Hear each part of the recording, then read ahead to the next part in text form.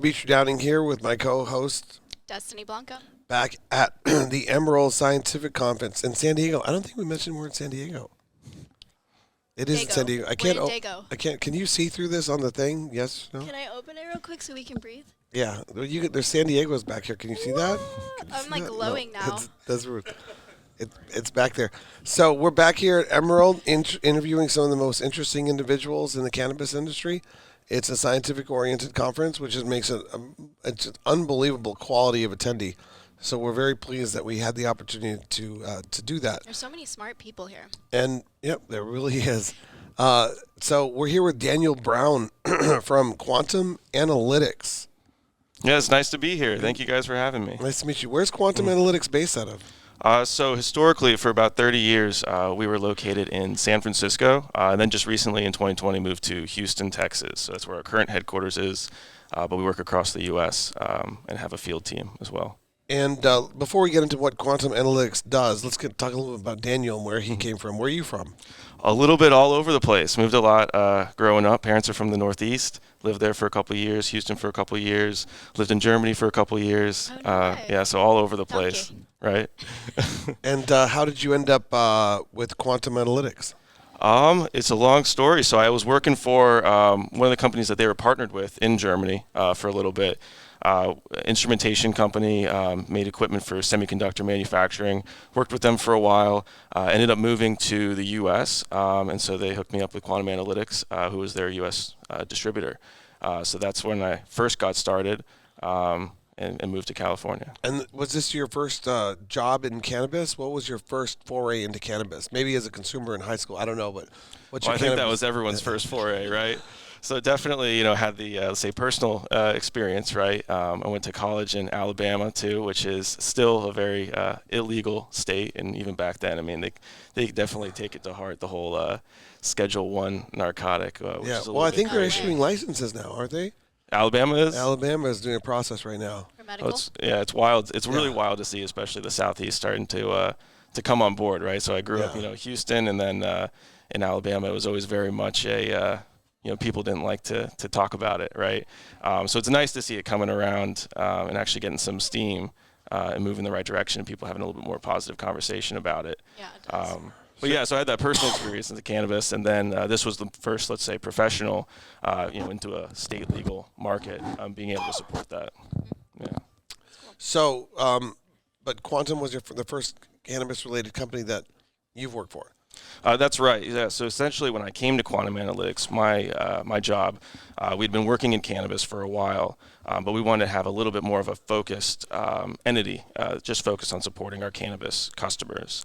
So at the time, it was around 2018. We being Quantum. We being Quantum Analytics. Yeah, so it was they when you came. Exactly. Yeah. There you go. That's right. That's right. We became we. Exactly. I joined the collective. Right. So I'm an ex-prosecutor, so some things are really important to me. It's like the pronouns and the time.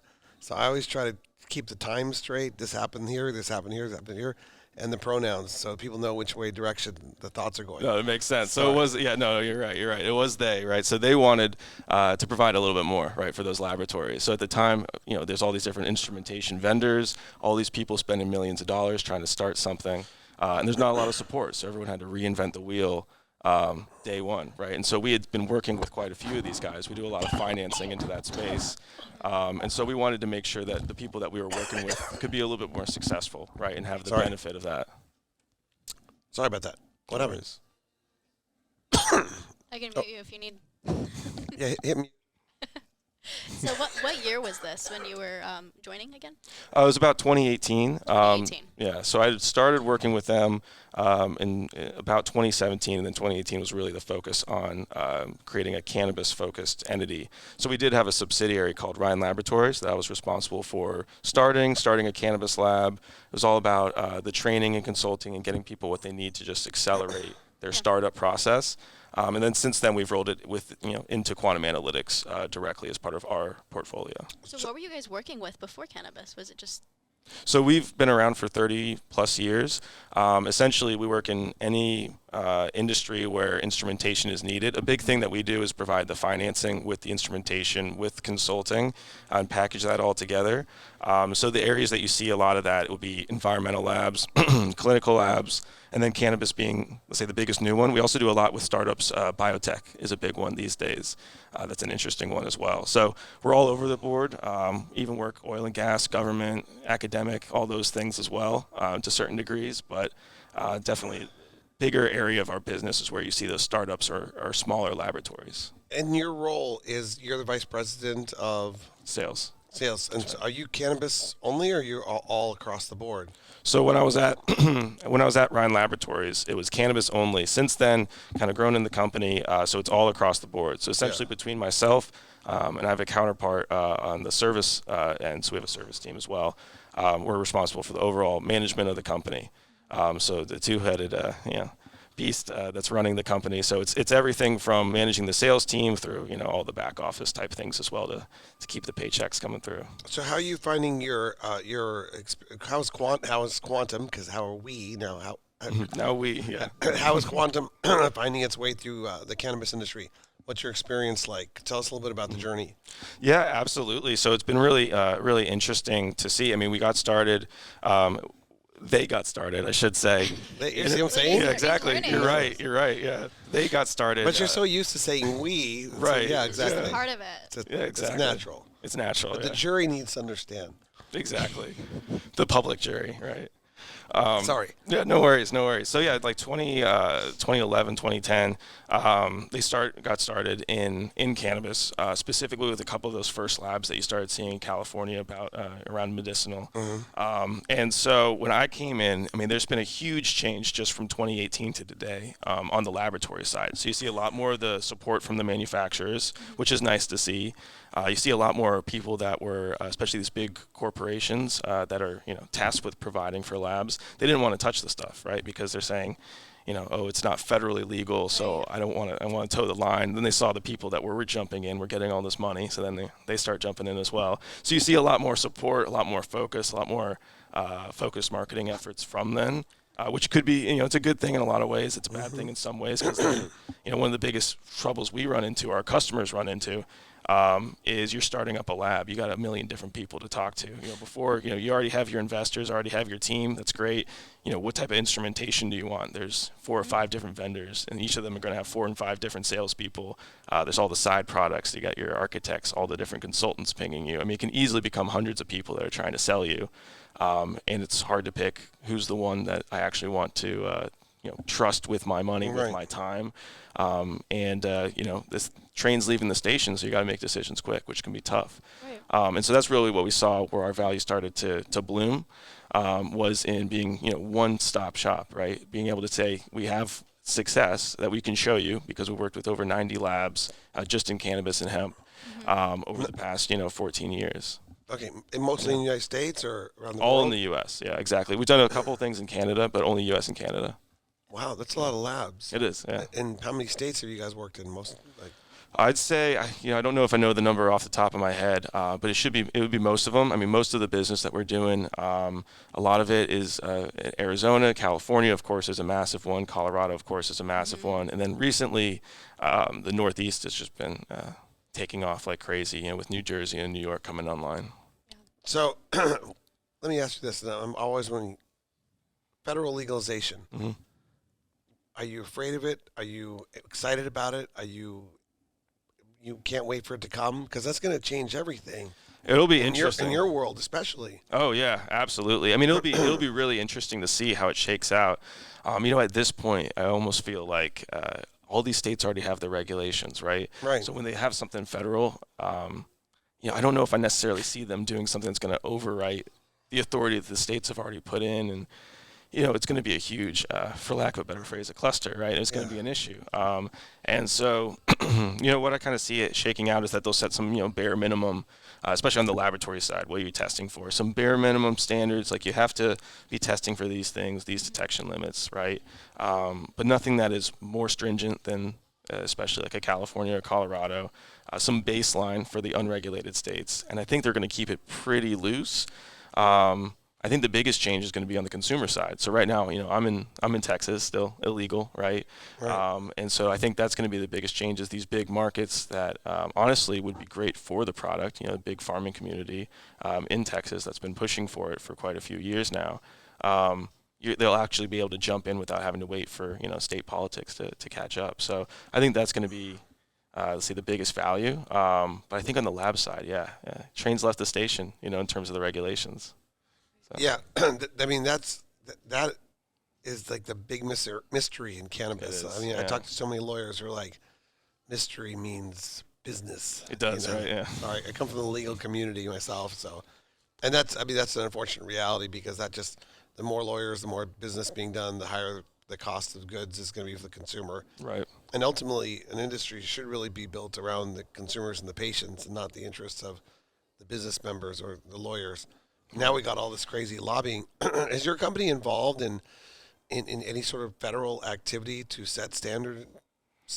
Or not as much directly. So no, directly. Are there groups doing that in regards to the lab world? Oh, absolutely. Yeah, there absolutely are. We don't typically work directly with them. I mean, a lot of times what you see is there's these, let's say, chemical standards entities, right? So nonprofits that are focused on, having these methods that they can roll out across the industry. So everyone's testing the same way. Things are approved. You're getting good data, right? It's not just the Wild West. And so those groups are heavily involved in trying to, let's say, standardize the industry. Definitely a big focus. I'm not sure how much they're doing on the lobbying on the federal side, but it would definitely be something that should be a focus. I mean, the big question, I'm curious what your thoughts are on this, is the timing. I mean, what do you see as the timing? Because that's the crystal ball. I was going to say, you don't want to know my thoughts, because as you were talking about standardization, I'm thinking to myself, can you really standardize Mother Nature? I mean, there's always going to things, it doesn't matter. So, federal legalization, definitely 5 years. Yeah. Definitely. I think there's going to be giant activity after the 24 election in January 2024. And I've seen it change. I've been lobbying and doing stuff in this industry since 2012. And I was at a big fundraiser for Rand Paul in 2015. He dipped in the back door at an MJ Biz event, raised $80,000 and then dipped out. That's cool. Everybody just wanted to be his friend. That's it. That kind of thing. That stuff happens all the time. I've been involved in political contributions, city, county, state, and the reason why it will go federally legal is this. It's this simple. In California, for example, you have like 55 representatives around there, somewhere there. Most of them are Democrat, but a big chunk of them are Republican. Okay. Same thing in Colorado, same thing in Oregon, same thing in Washington. You have a few Republican in there. And Illinois as well. You have all these individuals who want to work well with the businessmen in their community. And as we all know, there's absolutely normal businessmen throughout all the legal states. Right. There's in Arizona and California, there's no stigma around being involved. Like, oh, you've got a cannabis interest. What's your cannabis interest? And then so the congressmen and the senators, they want to support their constituents. And so that's why safe banking, everybody's shocked that safe banking didn't pass. Right. Because that's the most important element of it. For most of the businessmen, they just want to be able to bank normally. And it gets really complicated now because the social justice is tied to legalization. Mm-hmm. And, for better or for worse, people have said, no movement on social justice, no movement on federal legalization. Right.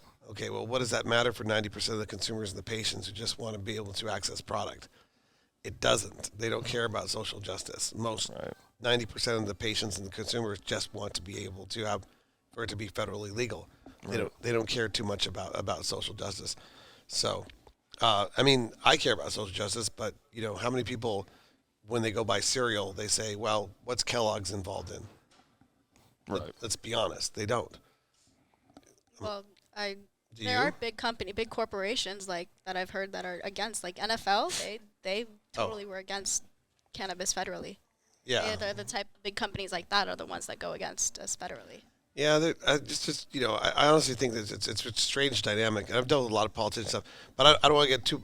Let's go back to quantum, because we do want to talk more about quantum. Yeah. So what else should people know about quantum? Like, who's your who should be reaching out to you, and what should they be looking for? Yeah, what kind of absolutely. questions should they be asking of Quantum? Yeah, so there's two types of people, especially when we're talking cannabis, that we should be reaching out to quantum analytics, and it's those people who either have a lab, a cannabis lab, or they're looking to start a lab. And I could even tack on anyone looking to add, some sort of scientific capability. Whether you're a grower, processor, manufacturer, you want to do your own R&D. Those are things that we can help you with. So a lot of the questions are more questions for them, right? What are their goals? What are they looking to do? You're just testing for potency. You're trying to get terpenes, trying to do it online, have a quick check, or you're really trying to get those methods dialed in so you're having, the highest quality data. The vast majority of what we're doing, it's going to be those startups. So their question really is, what can we provide? And the answer is the full laboratory solution. I mean, it's an end-to-end solution that we put together through our partners in the industry, our history in the industry, to help them go from that early stage, finding your investors, getting that, how much can I charge for a test? How many tests until I'm successful? How many until I'm making money? How much money do I have to spend? All those questions that are so hard to get answered when you have no insight and you're just jumping into the industry.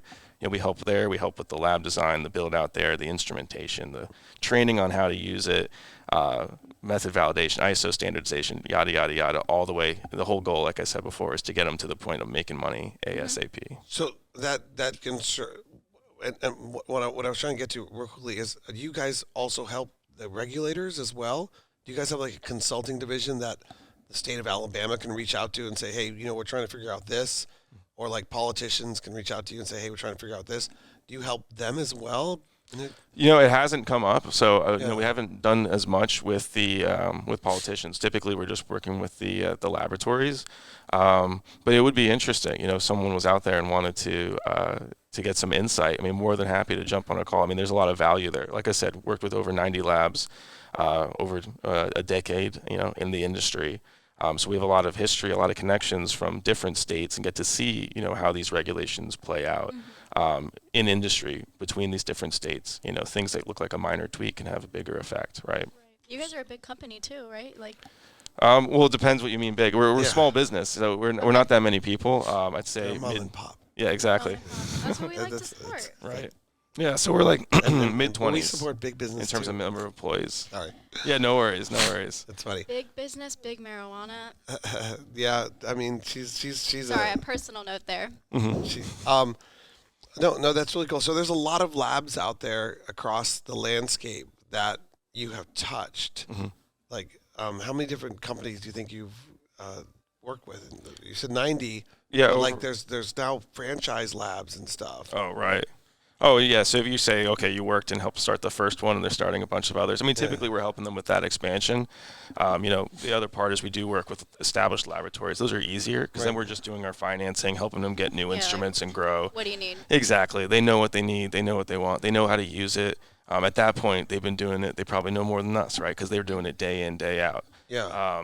And so those are the easiest ones. I mean, yeah, you add those in. I mean, it's easily over 100. And then if you start looking at other industries, and a lot of other industries, I mentioned environmental, clinical, they all have their own nuance. But at the end of the day, they're all the same kind of business model for your laboratory, right? You're making money by doing tests. You have customers that you're running tests for, right? And that's, you have your bottom line that filters through the same way. Do you work with them too? Because there's certain states, that need certain testing to go with their compliance. Oh, absolutely. Yeah, so our goal is to help provide, everything that they need, and then even start getting into the area of how do you differentiate, right?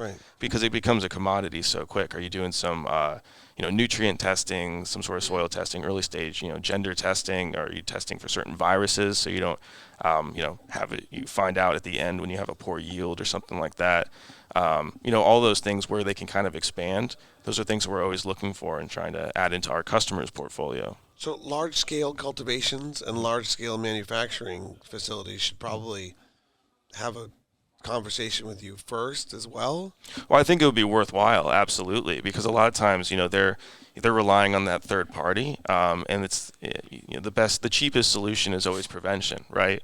A lot more than going back and trying remediation, or worst case, you can't even do that, right? So having that capability, you don't need the full lab. And if someone's trying to sell a full lab to someone like that, it doesn't make any sense. But having a few key tests, or at the very least knowing what to ask and educating them on how they can use their third-party lab to get a little bit more valuable data, I think would be invaluable for the industry. I mean, they're already paying for it, so they might as well be able to use it for their benefit, not just as their compliance check to release it. One of the big things I know in Arizona right now with labs is the time on the product that they get back. Oh, yeah. Oh, yeah, the turnaround time is a huge issue. I mean, how do you see around that? Yeah, I mean, it ultimately it comes down to every lab when they get started, they're always going for a 3-day turnaround time. It's kind of the gold standard. If you can get a little lower, that's great. Some of the tests take a day.